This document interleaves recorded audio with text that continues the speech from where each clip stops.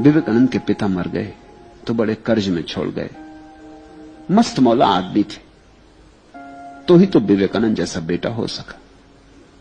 कुछ जोड़ जाड़ के नहीं रख गए थे, दिल खोल के जिए थे।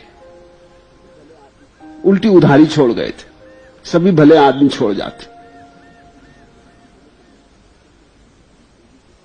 तो विवेकानंद जरा मुश्किल में थे, वो उधारी भी चुकानी है, एक ही बेटे और मां भी थी।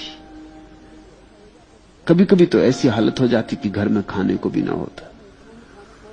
कभी कभी ऐसा हो जाता कि घर में इतना ही खाने को होता, या तो मां खा ले या बेटा खा ले। तो विवेकानंद कहते कि मुझे आज जरा किसी मित्र ने निमंत्रण दिया है, मैं जरा मित्र के यहां भोजन कर रहा हूं, तब तक तू भोजन इत्यादि कर ले। और जाके सड़कों पर घूमते रहते, घूम घाम के घर आते, बड़ी प्रसन्नता से घर लौटते।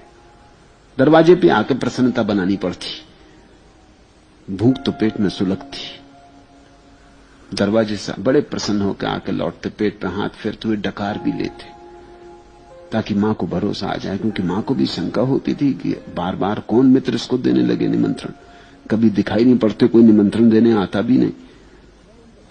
रामकृष्ण को पता लगा तो रामकृष्ण का तू भी खूब पागल है, अरे मां से मांग क्यों नहीं लेता, जा अंदर, आखिर मां किस लिए, तू काली से मांग क्यों नहीं लेता, क्या चाहिए तुझे, जा मांग ले, मैं बाहर बैठा, तू भीतर जा।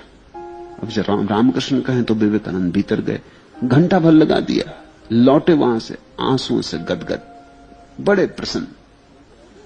रामकृष्ण का तो मिल गया ना, मांग लिया ना। विवेकानंद ने कहा क्या कह रहे हैं, कौन सी चीज मांगनी। रामकृष्ण का तू गया किस लिए था। तब उन्हें याद आई, उन्होंने कहा क्षमा करें, वो तो मैं भूल ही गया। वहां जब सामने पहुंचता हूं तो धन्यवाद का ऐसा भाव उठता है कि मांगने की इच्छा, मांगने का ख्याल ही मिट जाता। जो दिया है वो कोई कम है, मुझको दिया, इससे अब और क्या देने को हो सकता है। रामकृष्ण का तू फिर जा, ऐसे नहीं चलेगा, ऐसे पेट नहीं भरेगा, मांग ले।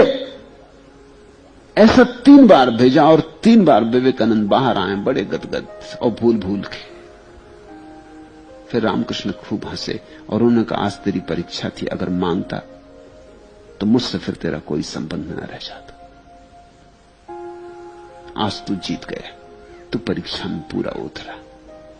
3 बार तुझे भेजा धक्के दे देकर और 3 बार ही तू बिना मांगे आ गया, तो तुझे प्रार्थना का राज मिल गया। प्रार्थना मांग नहीं,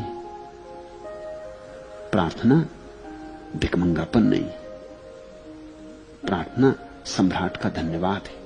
तुम्हें इतना दिया है कि तुम सम्राट हो,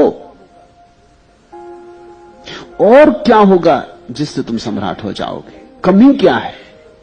धार्मिक व्यक्ति वही है जो अपने भीतर खोजता है और कोई कमी नहीं पाता, जो कहता और क्या इससे ज्यादा हो सकता है।